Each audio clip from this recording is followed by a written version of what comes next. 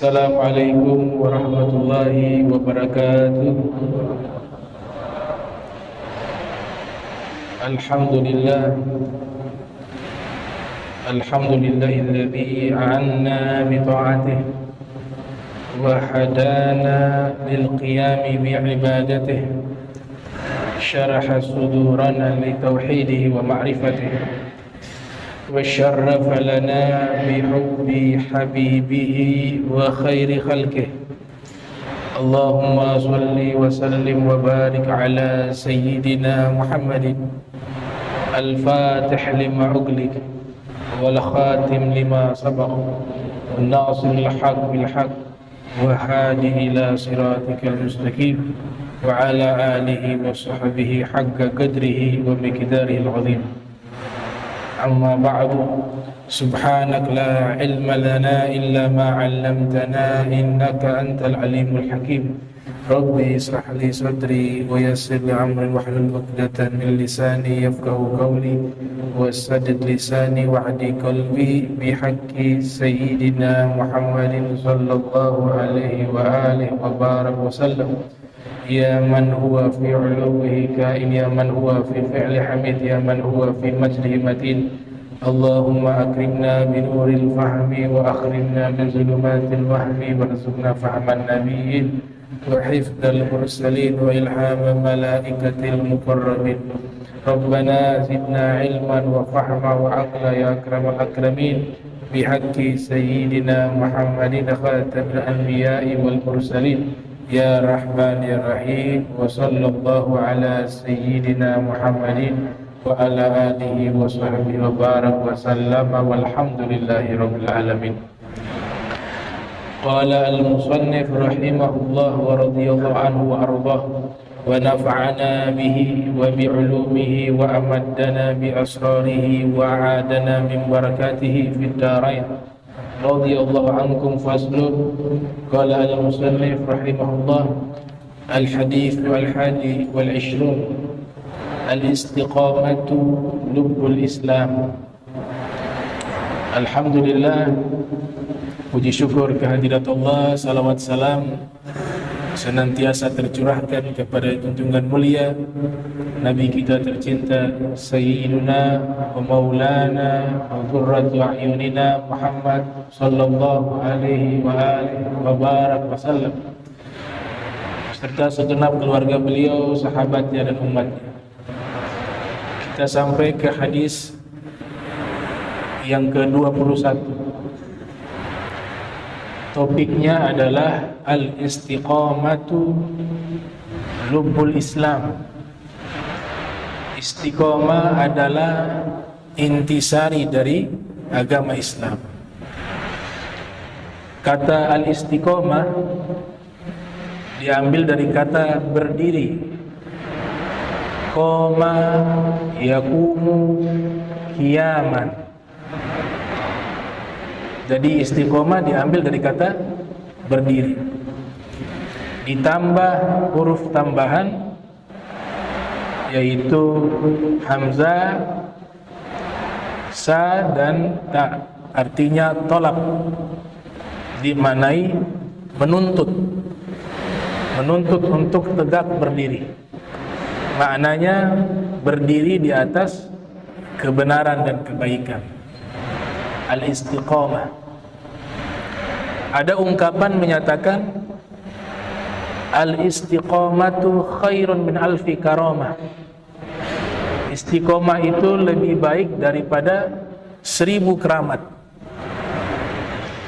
Sehingga seseorang jika dia berpegang teguh dengan ajaran agama Islam, mulai dari bangun tidur sampai tidur kembali, dan dia menjaga itu disebut al-istiqamah. Sekalipun dia sakit, karena dia sudah terbiasa melakukan satu amalan yang memang dia rutinkan, bisa diartikan rutin atau continue di dalam melakukan amal baik, itu diartikan istiqomah juga. Jika ada uzur, tetap dicatat dia mengamalkan amalan tersebut jika sudah istiqomah. Sehingga Nabi sallallahu alaihi wasallam beliau bersabda, ahabbul a'mali illallahi subhanahu wa ta'ala adwamuha wa in qalla. Amalan yang paling Allah cinta itu bukan jumlahnya banyak, tapi sedikit berkualitas. Itu lebih Allah cinta, dan rutin, istiqomah. Amalan yang paling dicintai oleh Allah adwamuha, rutin, continue, wa in qalla, walaupun sedikit, dibanding banyak tidak istiqomah dan berantakan. Makanya di dalam Al-Quran tidak pernah Allah menyatakan menguji kalian karena kalian punya amalan paling banyak. Gak ada aktsaru amala dalam Al-Quran. Alladzi khalaqal mauta wal hayata liyabluwakum ayyukum ahsanu amala. Bukan aktsaru amala. Inna ja'alna ma 'alal ardi zinatan laha linabluwahum ayyuhum ahsanu amala. Bisa dicek dalam Al-Quran. Tidak pernah Allah mengatakan saya menguji kalian siapa di antara kalian aktsaru amala, yang paling banyak amalnya. Tapi yang Allah nyatakan saya uji kalian, saya ingin melihat ahsanu amala, siapa di antara kalian yang paling baik amalnya. Artinya sedikit tapi berkualitas, lebih baik dibanding banyak tapi justru berantakan.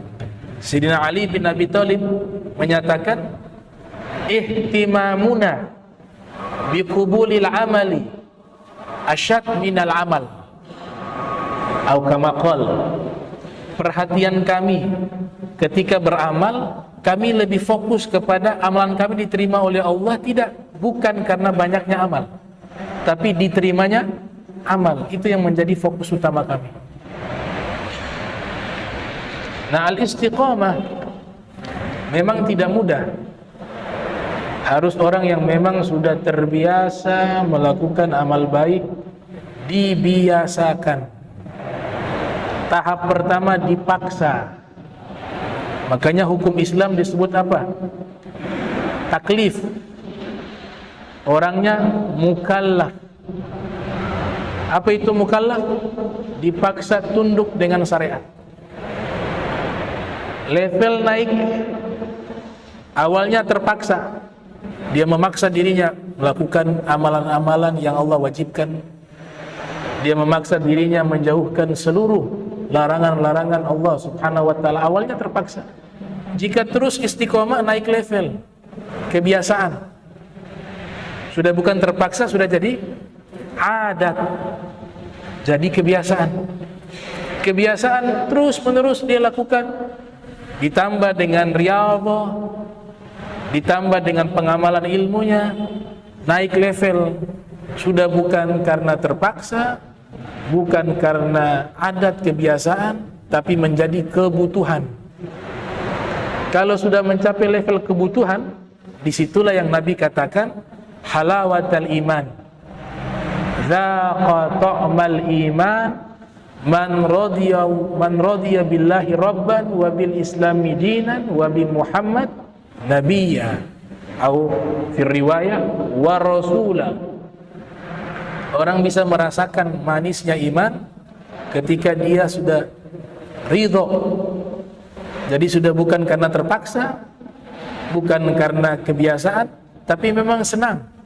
Dia sudah menerima Allah sebagai penciptanya, dia sudah menerima seluruh ajaran Islam, dan dia sudah menerima Nabi Muhammad SAW adalah nabinya. Makna menerima Rasulullah di sini artinya dia meyakini bahwa Nabi diutus kepada dirinya dan kepada seluruh manusia. Itu pernyataan Imam Al-Aini di dalam kitab Umdatul Qari ala Syarhi Sahih Al-Bukhari. Al-istiqamah khairun min alfi karamah. Kemudian disebutkan hadis an Abi Amrin wa qila Abi Amrata Sufyan ibn Abdullah Ats-Tsaqafi radhiyallahu anhu qala qultu ya Rasulullah kulli fil islami qawlan la as'alu anhu ahadan ghairak qala qul amantu billah tsumma istaqim, rawahul Muslim. Hadis ini diriwayatkan oleh Abi Amrin.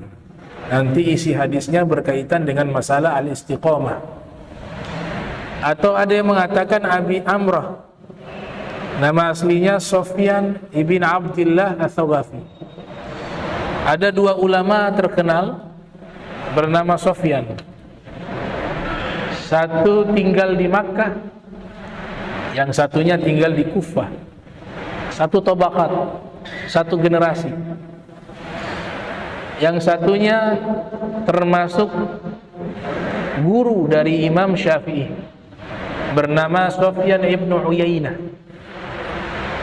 Beliau ada di Makkah. Sufyan yang kedua yang masyhur bernama Imam Sufyan Ats-Tsauri, kelahiran tahun 97 Hijriah, wafat 161 Hijriah, bermukim di Irak. Ulama-ulama biasa menyebutkan dengan nama Sofyanaini, dua Sofyan.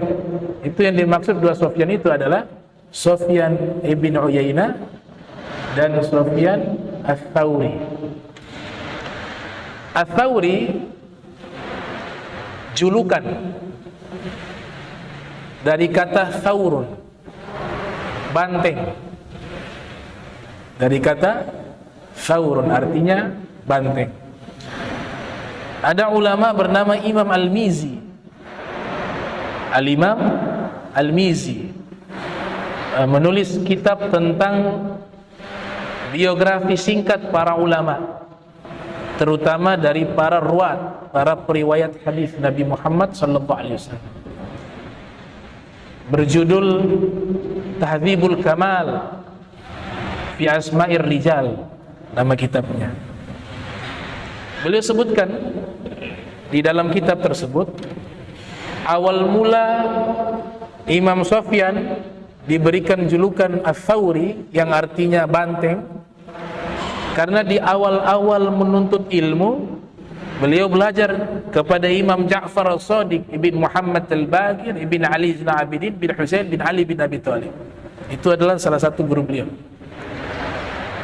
Dan beliau belajar kepada guru-guru yang ada di Irak, baik di Kufah, di Baghdad dan di sekitarnya. Terutama ilmu hadis. Nah, ulama-ulama yang menempuh atau menghabiskan waktunya untuk belajar ilmu hadis, mereka punya adab terhadap hadis Nabi sangat tinggi. Maknanya harus mengamalkan semua yang mereka dapatkan informasi dari hadis-hadis Nabi Muhammad sallallahu alaihi wasallam. Sebagaimana kita ketahui, mereka ittiba kepada Nabi dengan total. Imam Malik bin Anas ditanya, kenapa tidak makan buah semangka? Imam Malik mengatakan, lam a'rif kaifa ya'kulu an-nabiyyu sallallahu alaihi wasallam bitikha. Saya tidak makan semangka karena saya tidak tahu cara makan semangkanya Nabi Muhammad seperti apa. Caranya seperti apa. Saya baca di satu mu'jam namanya Al-Mu'jamul Latif. Hal yang sama terjadi di mana Al-Imam Al-Habib Ali ibn Abi Bakar As-Sakran. Al-Habib Ali ibn Abi Bakar As-Sakran. Al-Habib Abu Bakar As-Sakran bin Abdurrahman bin Muhammad As-Saqqaf. Wirid Sakran itu ayahnya beliau, Al-Habib Abu Bakar, wali min auliyaillah. Tidak pernah beliau dihidangkan kopi, gahwa, itu beliau minum, tidak pernah minum secara langsung. Tapi selalu beliau meminumnya, ada siwak, beliau ambil siwak, kemudian beliau celupkan siwak di dalam cangkir kopi tersebut. Setelah itu beliau gunakan siwak. Begitu cara minum kopinya. Sehingga ada yang bertanya kepada beliau, wahai Imam, kenapa engkau tiap kali minum kopi tidak langsung minum, tapi engkau menggunakan siwak terlebih dahulu? Beliau mengatakan, karena tidak ada riwayat cara minum kopinya Nabi Muhammad. Wah, kopi di zaman itu juga belum ada. Di zaman Nabi kopi belum ada. Tapi yang ada, Nabi menggunakan siwak. Jadi saya ingin mengikuti semua perbuatan Nabi secara total. Maka saya pakai siwak. Nah, kalau siwak ada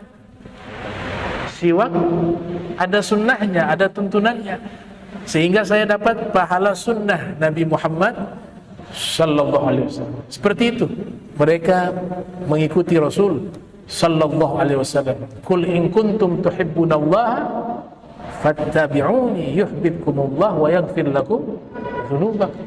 Allah sudah nyatakan, katakanlah jika kalian cinta kepada Allah, maka ikutilah Nabi Muhammad. Pasti Allah cinta kepada kalian dan Allah ampuni seluruh dosa-dosa kalian. Man ahya sunnati faqad ahyani wa man ahyani kana ma'i fil jannati. Siapa yang menghidupkan sunnahku, maka dia telah menghidupkan diriku. Siapa yang telah menghidupkan diriku, maka nanti dia bersamaku di dalam surga. Dalam satu riwayat, man ahabba sunnati faqad ahabbani wa man ahabbani kana ma'i fil jannati. Siapa yang mencintai sunnahku, maka dia telah mencintai aku. Dan siapa yang mencintai aku, kelak dia bersamaku di dalam surga. Sabda Nabi Muhammad sallallahu alaihi wasallam. Jadi mereka total mengikuti sunnah Nabi. Termasuk sahabat bernama Ibnu Abbas. Ibnu Abbas itu punya jadwal mengajar. Pada satu hari beliau sengaja liburkan pelajaran. Tiba-tiba ini waktu murid-murid sudah datang, tiba-tiba beliau liburkan. Maka ditanya, wahai imam, kenapa tiba-tiba libur? Kata Ibnu Abbas, karena tadi masuk masjid pakai kaki kiri terlebih dahulu. Saya masuk pakai kaki kiri terlebih dahulu, sedangkan sunnahnya harus menggunakan kaki kanan. Tidak layak saya mengajar sedangkan sunnah Nabi saya tinggalkan. Jadi hari ini libur dulu, nanti besok lagi. Seperti itu ittibanya mereka kepada Rasul sallallahu alaihi wasallam. Nah, Imam Sufyan Ats-Tsauri demikian juga ketika menuntut ilmu hadis, mereka dituntut harus mengamalkan secara total semua hadis-hadis Nabi Muhammad sallallahu alaihi wasallam. Ternyata satu ketika masuk masjid tadi pakai kaki kiri, lupa mendahulukan dengan kaki kanan. Ketika kaki kiri beliau masuk ke masjid, tiba-tiba ada suara mengatakan, ya Tsauri atau ya Tsaur, wahai banteng. Kalau bahasa kasarnya di Indonesia kan kita sebut dengan bukan banteng tapi kambing. Kan kita selalu sebut ini, misalnya ada orang sebut kebodohan, bodoh seperti kambing. Jadi ditegur tuh, ya Tsaur. Kalau orang-orang Irak bilang banteng, itu adalah sindiran bahwa perbuatan dia itu satu perbuatan yang salah dan itu menunjukkan kebodohannya. Ternyata yang mendengar seluruh orang di masjid panggilan itu, ya Tsaur, wahai banteng. Akhirnya mereka memberikan julukan kepadanya dengan julukan Sufyan Ats-Tsauri, Sufyan si banteng. Itu julukan daripada Sufyan Ats-Tsauri. Adapun Sufyan ibn Uyainah nama tempat. Ada mengatakan nama ayahnya. Ada satu tempat di Hijaz namanya Uyain. Di situ beliau dilahirkan dan beliau tinggal. Sebagian ulama mengatakan Uyainah itu adalah nama ayahnya. Sebagaimana yang dijelaskan oleh Al-Imam Az-Zahabi yang lahir tahun 673 Hijriah, wafat 748 Hijriah, di dalam kitabnya Siyari A'lamin Nubala.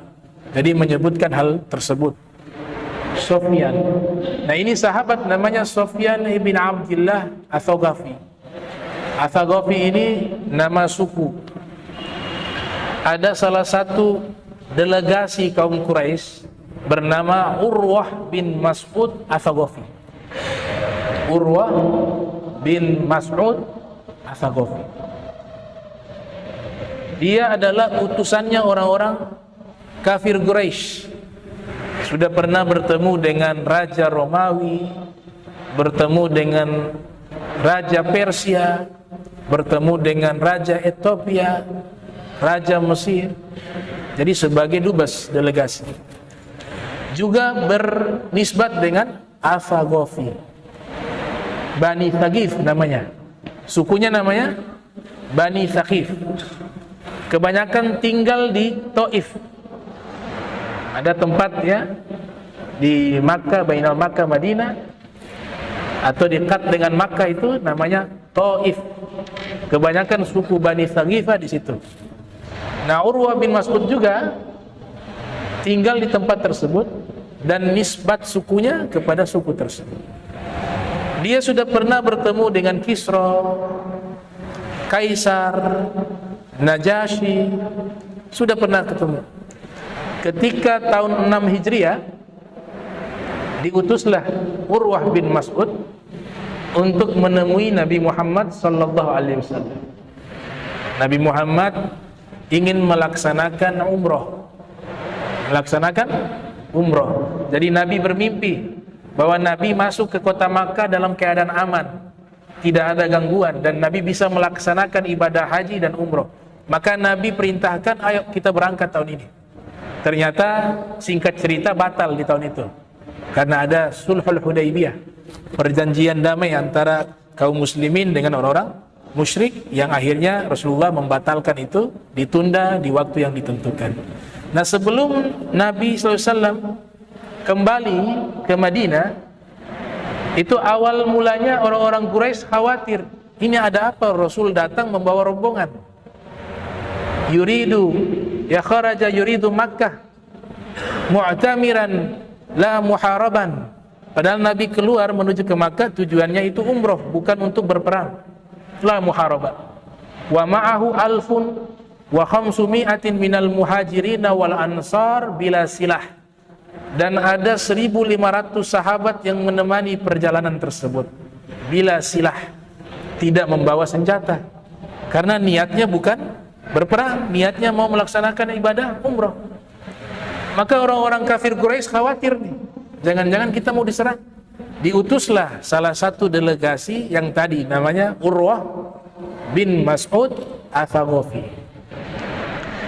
Dia ketika sampai bertemu dengan Nabi dan para sahabat dan para ahlul bait yang hadir pada waktu itu, diantaranya Imam Ali bin Abi Thalib, dia memperhatikan bagaimana Nabi diperlakukan oleh mereka. Dan itu membuat dia takjub, karena dia sudah bertemu dengan para raja yang menjadi pusat kerajaan terbesar di zaman itu, Romawi dan Persia sekalipun, tidak ada yang memberikan penghormatan kepada raja-raja mereka sebagaimana sahabat-sahabat Nabi memberikan penghormatan kepada Nabi Muhammad sallallahu alaihi wasallam. Ro'a ma ro'a. Dia saksikan dengan matanya bagaimana itu Nabi diperlakukan oleh para sahabat.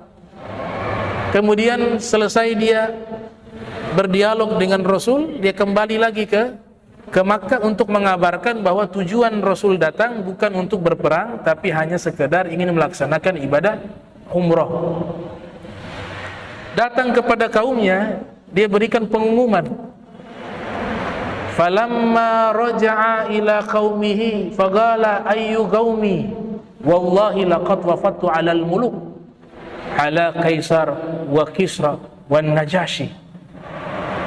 Wahai segenap kaumku, demi Allah, saya ini sudah pernah diutus menemui raja-raja besar seperti Raja Romawi, Raja Persia, Raja Najasyi. Saya sudah bertemu mereka. Wallahi ma ra'aitu malikan yu'azzimuhu ashabuhu ma yu'azzimu ashabu Muhammadin Muhammadan.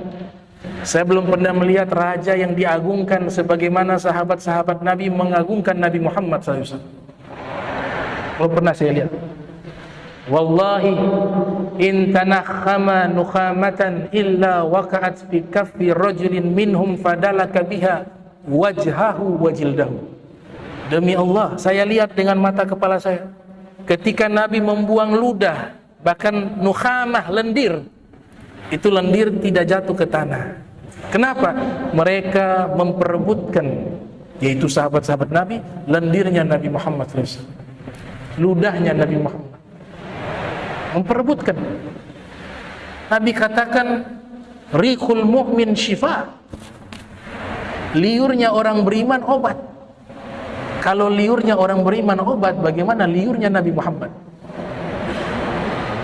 Digosokkan ke wajah mereka, ke kulit mereka. Ini kesaksian Urwah bin Mas'ud Ats-Tsaqafi. Kemudian beliau lanjutkan, wa idza amarahum ibtadaru amrahu. Kalau Nabi perintahkan sesuatu kepada mereka, bergegas mereka kerjakan tanpa bertanya. Allah sifati dalam Al-Quran, sami'na wa ata'na. Kami dengar, kami taati. Berbeda dengan Yahudi, sami'na wa asayna. Kami dengar dan kami ingkari. Wa idza tawadda'a kadu yaqtatiluna ala wudu'ih. Kalau Nabi berwudu, saya lihat dengan mata kepala saya, mereka memperebutkan bekas air wudunya Nabi Muhammad sallallahu alaihi wasallam. Wa idza takallama khafadu aswatahum indahu. Kalau Nabi berbicara, mereka memelankan suara mereka. Diam semuanya, khusyuk mendengarkan apa yang Nabi sampaikan. Wa ma yuhidduna ilaihi an-nazra ta'ziman lahu. Dan tidak ada seorang pun yang berani menatap dengan tajam kepada Nabi Muhammad. Wa qad arada 'alaikum rusyda faqbaluhu. Kemudian Urwah bin Mas'ud mengatakan, nah ini beliau Nabi Muhammad sudah menawarkan kepada kalian petunjuk, wahai orang-orang Quraisy, maka terimalah petunjuk tersebut. Itu pernyataan Urwah bin Mas'ud Ats-Tsaqafi. Jadi satu suku dengan periwayat hadis ini, yaitu Sufyan ibn Abdullah Ats-Tsaqafi. Ada gubernur yang kejam, juga berasal dari suku ini. Namanya Hajjaj bin Yusuf Ats-Tsaqafi. Satu suku, Bani Saqifah. Jauh-jauh hari Nabi sudah memprediksi, sayakhruju rajulun min Bani Saqif, rajulun mubir, atau kama qala Nabi sallallahu alaihi wasallam, sebagaimana dikutip oleh Al-Imam Suyuti yang lahir 849 Hijriah, wafat 911 Hijriah, dalam kitab Tarikh Al-Khulafa. Nabi menyatakan, sayakhruju rajulun min Bani Saqif, akan keluar seorang laki-laki dari suku Saqif, dari suku Saqif, dari Bani Saqif. Rajulun mubir. Nah, laki-laki ini laki-laki perusak, kata Nabi. Rajulun mubir. Laki-laki ini lelaki perusak. Ini Nabi sabdakan, orangnya belum ada. Orangnya belum ada. Waktu berjalan di masa Ad-Daulah Umayyah, tepatnya di masa Abdul Malik bin Marwan sebagai khalifah, dilantiklah Hajjaj bin Yusuf Ats-Tsaqafi sebagai gubernurnya dan tangan kanannya. Banyak ulama yang dibunuh oleh beliau di zaman itu. Di antaranya adalah Sa'id bin Zubair.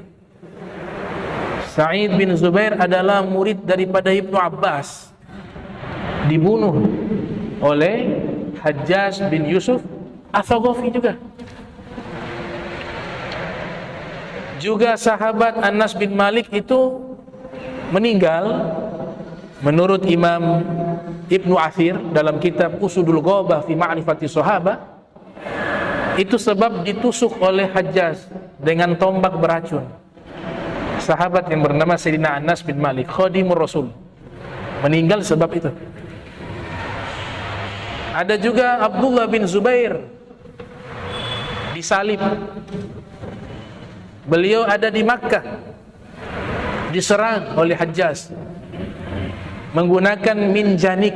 Ada minjanik, ini adalah kalau kita katakan pelempar atau katapel tapi yang besar, pakai batu zaman dulu.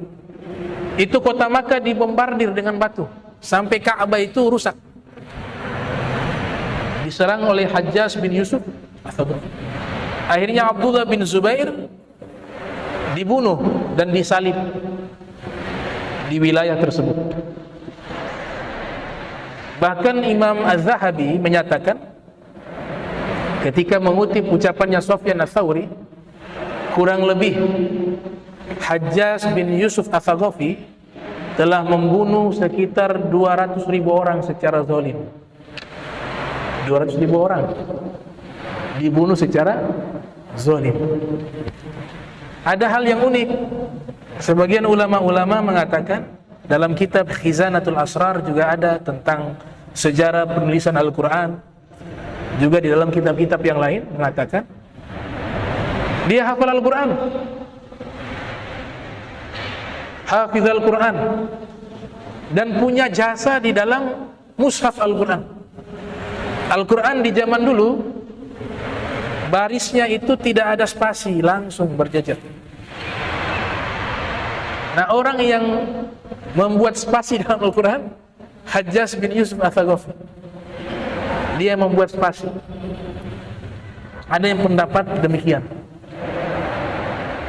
Dan juga rajin ibadah, sholat 5 waktu berjamaah tidak pernah ditinggal.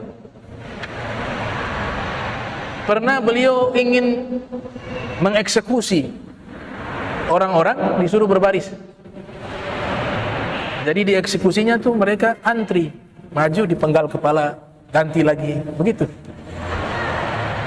Tapi yang uniknya, sebelum beliau eksekusi, beliau bertanya dulu, tadi sholat subuh berjamaah tidak? Di masjid. Kalau ada yang mengatakan, iya saya sholat subuh berjamaah di masjid, dia bebaskan. Bebas. Tadi sholat subuh berjamaah di masjid tidak? Tidak. Dipenggal. Ini pengawalnya heran nih. Lah yang sholat subuh berjamaah tidak dibunuh, yang tidak sholat subuh berjamaah dipenggal kepalanya. Maka ada yang bertanya, ya Hajjaj, ya Amir, kenapa ini yang sholat subuh berjamaah engkau tidak penggal kepalanya, engkau bebaskan mereka? Kata Hajjaj bin Yusuf, saya mendengar ada riwayat hadis dari Nabi Muhammad sallallahu alaihi wasallam. Nabi bersabda, siapa yang sholat subuh berjamaah, maka Allah menjadi jaminannya menjaga dia dari berbagai kejahatan sampai subuh berikutnya. Saya tidak berani melanggar jaminannya Allah. Allah sudah jamin menjaga dia sampai subuh berikutnya, saya tidak berani. Oleh sebab itu saya tidak bunuh yang sholat subuh berjamaah. Jadi unik orangnya. Di dalam kitab Al-Isti'ab karya Ibnu Abdul Bar itu menyebutkan kronologis wafatnya Hajjaj bin Yusuf Ats-Tsaqafi itu disebabkan di saat ia membunuh satu ulama yang bernama tadi saya sebutkan Sa'id bin Zubair. Kemudian Imam Hasan Al-Basri mendengar berita itu dan berdoa. Isi doanya mengandung kemarahan. Tidak lama waktu berselang, Hajjaj bin Yusuf masuk ke toilet beberapa hari kemudian. Kemudian ada lalat yang masuk ke dalam mulutnya dan sampai menembus ke otaknya. Dan lalat itu setiap hari menggigit otaknya dan dia kesakitan setiap hari sampai meninggal, sampai wafat. Itu kronologis wafatnya Hajjaj bin Yusuf Ats-Tsaqafi. Jadi satu suku juga dengan periwayat hadis Sufyan bin Abdullah Ats-Tsaqafi dan juga Urwah bin Mas'ud Ats-Tsaqafi dan juga Hajjaj bin Yusuf Ats-Tsaqafi. Artinya apa? Ya kalau berbicara baik jahat tidak mengenal suku, ya. Tidak boleh mengeneralisir secara umum. Suku ini semuanya jahat, ya. Ada baiknya juga. Ada orang baiknya di situ, ada juga yang jahat. Ini faktor hati. Faktor hati. Kalau hatinya baik, ya orang baik. Hatinya jahat, orang jahat. Buktinya Ada yang baik dari suku Bani Saghifah, tapi ada juga yang jahat. Dan di wilayah Taif ini pernah Nabi diusir. Ketika Nabi meminta suaka politik bersama Zaid bin Harithah, diusir. Malaikat penjaga gunung murka, turun melapor kepada Nabi, kalau engkau izinkan wahai Rasulullah, ini gunung kami timpakan di atas mereka sehingga seluruhnya musnah. Itu orang-orang Taif. Apa kata Nabi? Nabi mengatakan, jangan. Allahumma ighfir li qaumi fa innahum la ya'lamun. Wa fi riwayah, la asallahu ay yukhrija min aslabihim man yaqulu la ilaha illallah. Jangan. Kata Nabi, jangan. Saya masih punya harapan, semoga anak turunan mereka ada yang menyebutkan la ilaha illallah Muhammadur Rasulullah. Kemudian Nabi berdoa, dan Nabi menyebut kaumku. Memang ini riwayat ada menyebutkan di satu peperangan Ghazwatul Uhud, tapi ada ulama mengkorelasikan riwayat tersebut. Doa tersebut, Allahumma ighfir li qaumi fa innahum la ya'lamun. Ya Allah, ampunilah dosa kaumku. Luar biasa, yang ngusir Nabi, yang buat jahat kepada Nabi, Nabi doanya masih menyebut mereka kaum. Nabi tidak keluarkan mereka dari rahmatnya Nabi Muhammad. Allahumma ighfir li qaumi fa innahum la ya'lamun. Mereka memperlakukan saya seperti ini karena mereka tidak tahu siapa saya, kata Rasul. Itu malaikat heran. Malaikat yang memang tidak dikasih nafsu bisa emosi. Nabi manusia, tapi melampaui derajat malaikat dari sisi emosi. Kata malaikat, qad sadaqa rabbuk sammaka raufar rahimah. Sungguh benar firman daripada penciptamu Allah yang menyatakan engkau adalah raufar rahimah, orang yang pengasih dan penyayang. Itu benar sekali, kata malaikat. Dia saksikan itu. Dan berkat doa tersebut, sekarang di Taif muslim semua. Semuanya muslim. Bibarakati doain Nabi sallallahu alaihi wasallam. Dengan keberkahan doa Nabi Muhammad sallallahu alaihi wasallam. Ada yang bertanya kepada Al-Habib Abdullah Al-Haddad. Ada sebuah kitab namanya Ithafus Sa'ilin, yang isinya pertanyaan-pertanyaan yang disodorkan kepada Imam Haddad. Imam Haddad menjawab. Diambil dua kronologis atau dua ilustrasi. Ditanya kepada Imam Haddad, mana yang lebih baik ketika kita melihat ada kemaksiatan di hadapan kita, karena kita memegang hukum dengan kuat, kita marah. Kemudian kita berdoa agar Allah Ta'ala binasakan mereka, sebagaimana yang dilakukan oleh Dzunun al-Misri. Dzunun al-Misri itu ketika melihat ada kapal lewat, di atas kapal mereka maksiat semuanya, dia berdoa dan menyatakan, syahadatul bahri khairun min syahadatiz zur. Kesaksian laut ini lebih baik daripada kesaksian para pendosa. Saat itu kapal itu tenggelam dan semuanya mati. Tapi di satu sisi ada seorang sufi bernama Imam Fudail bin Iyad. Atau ulama mengatakan riwayat ini dinisbatkan kepada Ma'ruf al-Qurhi. Bukan Fudail bin Iyad, tapi Ma'ruf al-Qurhi. Al-Imam Ma'ruf al-Qurhi sedang duduk di pinggir pantai, pinggir laut. Kemudian kapal lewat. Ternyata di atas kapal itu orang sedang maksiat. Jiharan, maksiatnya terang-terangan, mabuk dan seterusnya. Salah satu sahabat dari Ma'ruf al-Qurhi mengatakan, wahai imam, doakan mereka. Mereka sudah melakukan dosa secara terang-terangan. Maka beliau berdoa, Allahumma in tufarrihhum, atau Allahumma in tufarrihhum fid dunya fa'as'aluka an tufarrihahum fil akhirah.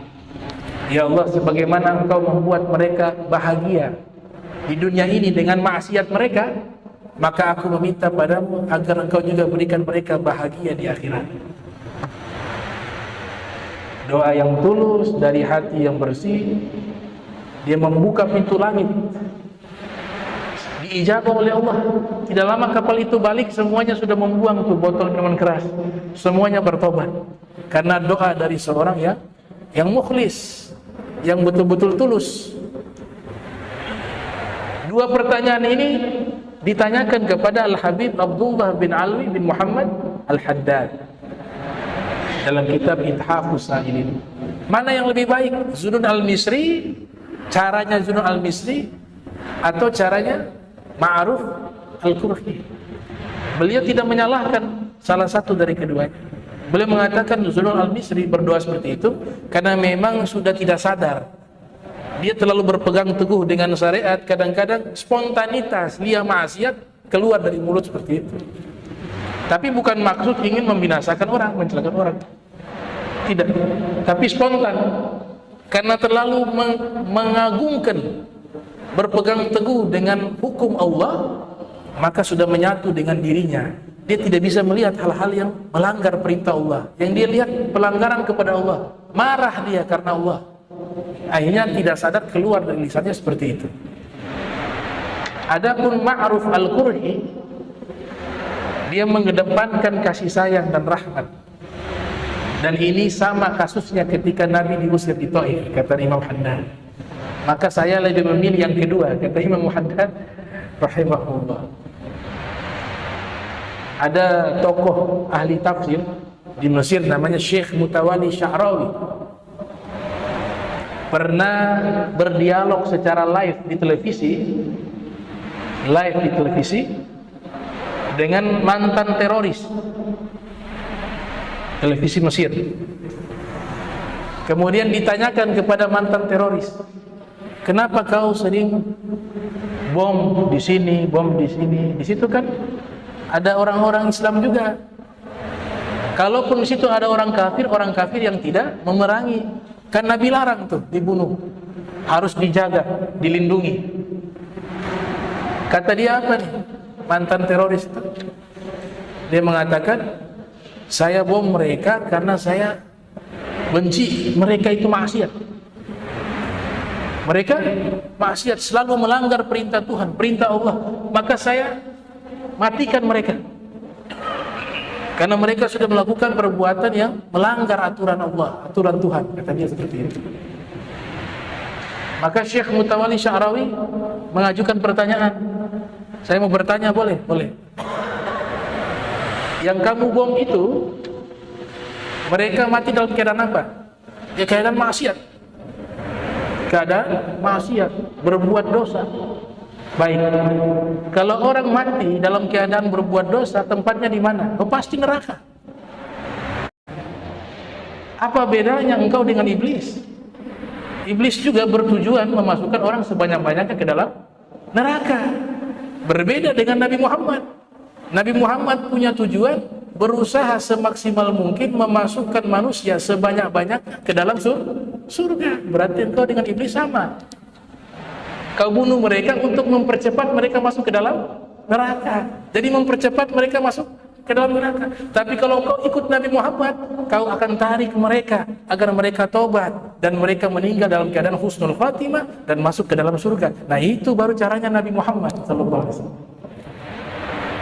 Jadi mempercepat mereka masuk neraka. Iblis kan tujuannya itu, menggoda manusia sebanyak-banyaknya untuk membawa mereka masuk ke dalam neraka. Kalau Nabi sebaliknya, berusaha semaksimal mungkin agar semua manusia itu kalau boleh semuanya masuk ke dalam surga. Makanya Nabi pernah menangis. Ada jenazah orang Yahudi digotong di hadapan Nabi Muhammad. Kemudian Nabi perintahkan, "Qumu, ayo kalian semua berdiri." Jadi sunnah kalau ada jenazah lewat, kita sunnahnya berdiri, menghormati jenazah yang namanya manusia seperti itu. Laqad karramna bani Adam. Nabi berdiri tuh. Maka ada yang mengatakan, ya Rasulullah, ini bukan orang Islam, jenazah orang Islam ini jenazahnya orang Yahudi. Nabi mengatakan, saya tahu itu jenazahnya orang Yahudi. Tapi bukankah dia juga manusia? Kemudian Nabi meneteskan air mata. Ada yang bertanya, ya Rasulullah, kenapa engkau menangis? Nabi mengatakan, nafsun tafallatat min yadi ila jahannam. Saya menangis karena satu jiwa terlepas dari tanganku sekarang menuju ke neraka jahannam. Saya menangis karena saya tidak sempat selamatkan dia. Itu cara dakwanya Rasul sallallahu alaihi wasallam. Tapi kalau bom orang, dia mempercepat orang masuk ke dalam neraka. Berarti dia antek-anteknya iblis dan syaitan juga. Karena dua-duanya visi misinya sama, yaitu mempercepat orang masuk ke dalam neraka atau memperbanyak orang masuk ke dalam neraka. Ayat yang kita baca dan kita hafal semua sangat jelas. Wa ma arsalnaka illa rahmatan lil alamin. Kami tidak mengutus dirimu wahai Nabi Muhammad terkecuali membawa kasih sayang. Bagi siapa? Lil muslimin? Tidak. Lil mu'minin? Tidak. Lil alamin, bagi alam semesta. Alam semesta itu apa? Masiwallah. Segala sesuatu selain Allah disebut dengan alam semesta. Baik itu manusia, baik itu jin, baik itu hewan, baik itu pepohonan, semuanya itu alam semesta. Dan Nabi berikan porsi rahmatnya kepada seluruh makhluk tersebut. Al-Imam Qastalani dan Profesor Dr. Said Muhammad bin Alwi al-Maliki dalam kitab Manusia Sempurna Insanul Kamil menyebutkan satu bab khusus. Kenapa hati Nabi dikeluarkan dan dibersihkan oleh malaikat?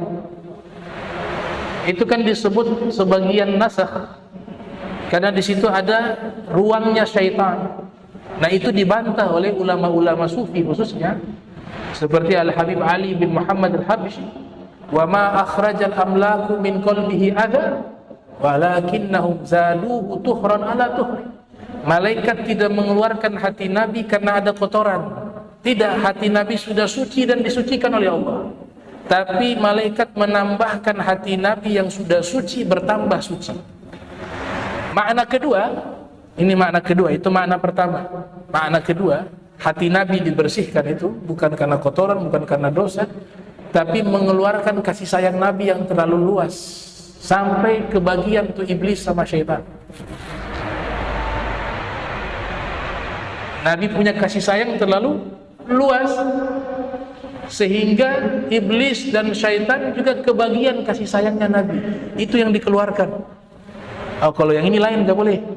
Jadi rahmatan lil alamin di sini dikecualikan itu. Wa iblis wa syaitan dikecualikan. Syaitan itu jin-jin yang jahat, yang kafir. Tapi hakikatnya tidak pernah Allah dan Rasul menutup pintu rahmat. Jadi jawabannya keliru kalau mengatakan ini iblis Allah sudah tidak kasih kesempatan bertobat. Salah. Atau Nabi tidak berikan kesempatan iblis untuk bertobat. Iblis yang tidak mau bertobat. Ada kitab namanya Muqashafatul Qulub, ditulis oleh Al-Imam Al-Ghazali, lahir 450 Hijriah, wafat 505 Hijriah. Jadi pernah iblis mendatangi Nabi Musa, bertemu dengan Nabi Musa. Dia berwujud manusia, menyerupai manusia. Datang menemui Nabi Musa. Ya Musa, engkau kan kalimullah, engkau bisa berdialog dengan Allah. Tolong kau sampaikan kepada Allah, kau kenal saya tidak? Saya tahu kau iblis, kata Nabi Musa. Kau kenal saya? Ya, kau iblis. Tolong kau sampaikan kepada Allah, saya mau bertobat. Nah, iblis mau bertobat. Kalau waktu itu tobatnya betul-betul, kita aman tuh. Satu musuh sudah ada. Kita punya musuh kan masih ada dunia, masih ada nafsu, masih ada hawa. Itu Imam Ali Al-Habsyi mengatakan musuh ada 5. Ada syaitan, ada dunia, ada nafsu, ada hawa, ada perempuan jahat. 5. Kan enak kurang 1 kan? Nah, kalau waktu itu iblis betul-betul taubatan nasuha, itu masuk ke dalam ayat tubu ilallahi taubatan nasuha, tapi gak masuk ke situ. Dia hanya retorika saja mau tobat. Dia katakan kepada Nabi Musa, saya mau tobat. Nabi Musa juga, ini sejarah besar. Iblis mau tobat. Baik, saya akan berdialog, munajat kepada Allah. Semoga Allah Ta'ala akan berikan kesempatan kepadamu bertobat. Kata Iblis, kau tanyakan kepada Allah, saya mau tobat secara sungguh-sungguh. Saya tidak peduli syaratnya apapun, saya akan laksanakan. Yang penting tobat saya diterima, kata Iblis. Nabi Musa munajat, ya Rob, wa Allah Maha tahu. Sudah tahu nih dialog ini, ilmunya Allah gak bisa ditutupi. Tapi ya sudah, ikut yang namanya ya sunnatullah. Berdoa, ya Rob, ini iblis mau bertobat. Apa kata Allah? Baik, saya akan terima tobatnya, tapi dengan syarat. Dia pergi cari tahu di mana kuburannya Nabi Adam. Kemudian kalau sudah ketemu, sujud di depan kuburan Nabi Adam. Karena pelanggarannya, karena tidak mau taat waktu saya perintahkan sujud kepada Adam. Wa iz qulna rabbuka lil malaikati isjudu li Adama fasajadu illa iblis aba wastakbara wa kana minal kafir. Dia enggak mau. Itu saja, satu syarat itu. Enggak banyak, kata Rabb. Allah nyatakan begitu. Tapi Allah sudah tahu memang ini ya memang tempatnya di neraka memang. Karena punya sifat sombong. Aba wastakbara, orang sombong enggak bisa dapat pengampunan Allah. Orang sombong gak bisa dapat pengampunan Allah. Akhirnya sudah, iblis datang lagi ketemu Nabi Musa. Nabi Musa bilang, saya bawa kabar gembira. Iblis bilang, gimana? Allah Ta'ala sudah nyatakan tobatmu akan diterima, tapi syaratnya satu. Kata iblis, sebutkan syarat, jangankan satu, lebih dari satu saya kerjakan. Yang penting saya punya tobat diterima oleh Allah Subhanahu wa Ta'ala. Apa itu syaratnya? Kata Nabi Musa, syaratnya kamu cari kuburannya Nabi Adam. Kalau sudah ketemu, kau sujud di depan kuburan Nabi Adam. Karena kau melakukan pelanggaran waktu itu, tidak mau sujud kepada Adam. Emosi iblis, kurang ajar. Kalau yang ini lain nih, syarat ini lain nih, saya gak bisa kerjakan. Di waktu dia hidup saja saya tidak mau sujud, sekarang dia sudah mati saya sujud. Saya tidak mau, tidak apa-apa. Taubat saya tidak diterima, tidak apa-apa. Asalkan saya tidak diizinkan untuk pergi sujud kepada Adam. Nah, di sini cerita Imam Ghazali berikan komentar meriwayatkan riwayat ini. Terlepas riwayat ini sahih atau tidak, tapi hikmahnya itu sangat besar, bahwa Allah Ta'ala punya rahmat itu kepada seluruh makhluknya, termasuk kepada iblis. Tapi memang iblis yang tidak mau. Sebagaimana hadis Nabi, kullu ummati yadkhulunal jannata illa man aba. Qila man ya'ba ya Rasulullah? Qala Nabi, man ata Allah faqad dakhala al-jannah wa man 'asa faqad aba. Nabi katakan umatku ini hakikatnya semuanya masuk surga, kata Nabi.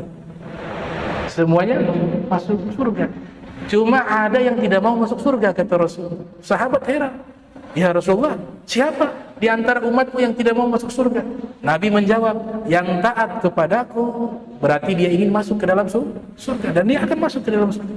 Yang tidak taat kepadaku, mereka lah orang yang tidak mau masuk surga. Sama kasusnya dengan iblis, dia sendiri yang tidak mau bertobat.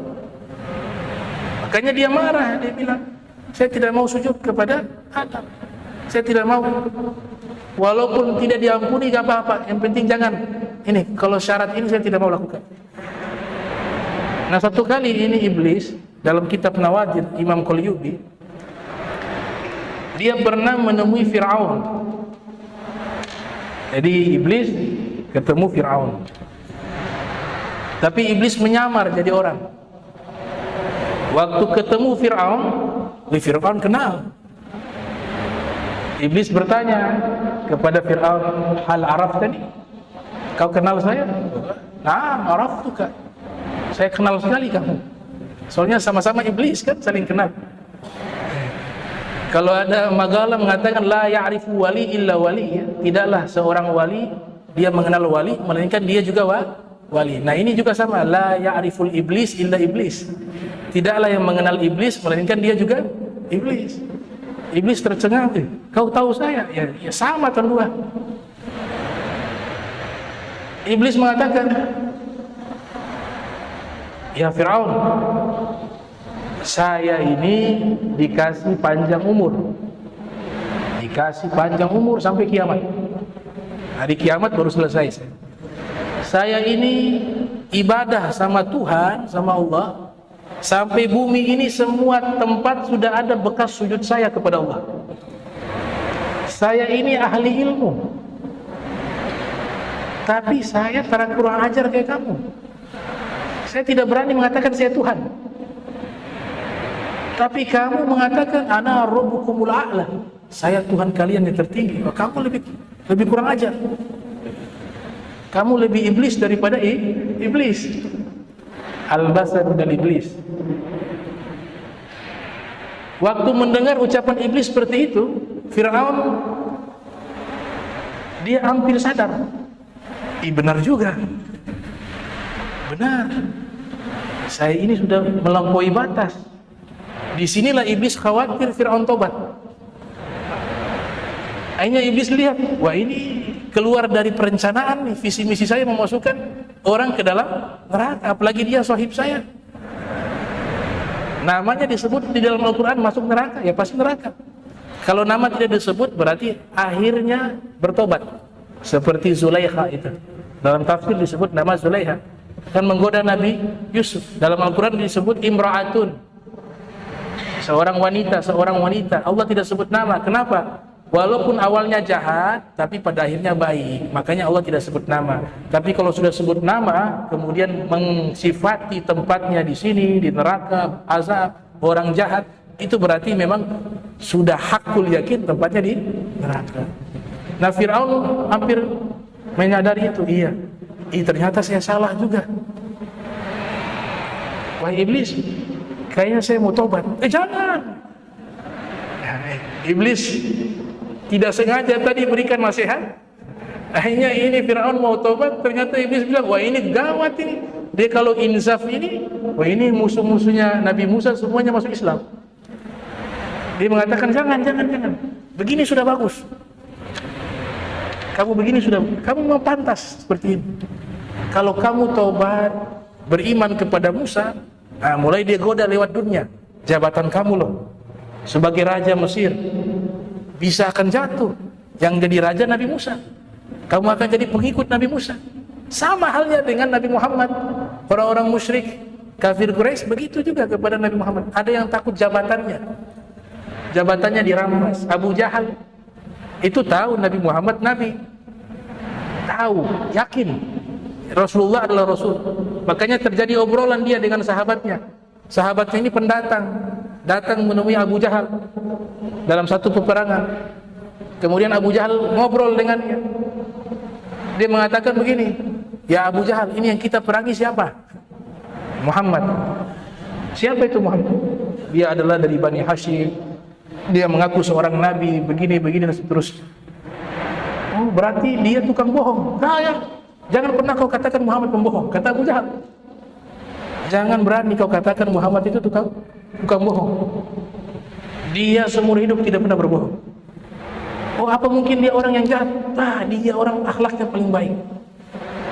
Dia paling baik akhlaknya, paling ramah, paling dermawan, semuanya sempurna akhlaknya beliau. Kawannya Abu Jahal heran. Lantas kita perangi dia karena apa? Dia adalah orang yang tidak pernah berdusta. Dia orang yang baik.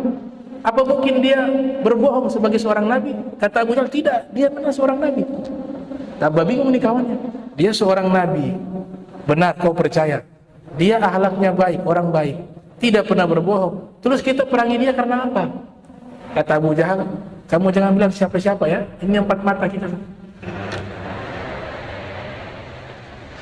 Ini yang megang kunci Ka'bah, sukunya mereka juga, Bani Hashim. Yang megang air Zam-Zam, sukunya. Yang megang ini jabatan tertinggi di Makkah, juga dari sukunya. Nah sekarang kalau juga Nabi dari mereka, kita jabatannya apa? Kita dapat apa? Semuanya diambil oleh mereka. Nah, subhanallah, ini yang disebut hebat. Ya, syahadatul a'da, kesaksian musuh atas kemuliaan seseorang, itu menunjukkan orang itu sangat luar biasa. Kalau kawan muji kawan biasa, kawan muji kawan, orang muji keluarganya sendiri biasa, tapi ini musuh bebuyutan memuji Nabi Muhammad sallallahu alaihi wasallam. Itu karena akhlaknya Nabi sangat luar biasa. Nah, insyaallah nanti kita lanjutkan. Wassalamualaikum warahmatullahi wabarakatuh.